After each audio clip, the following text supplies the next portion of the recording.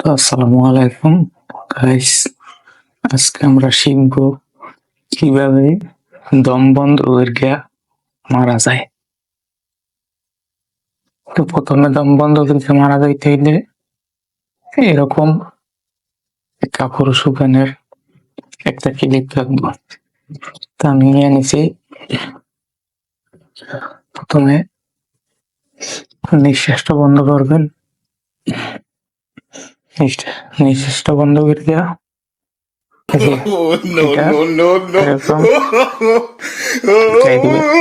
আটকে দেওয়ার পর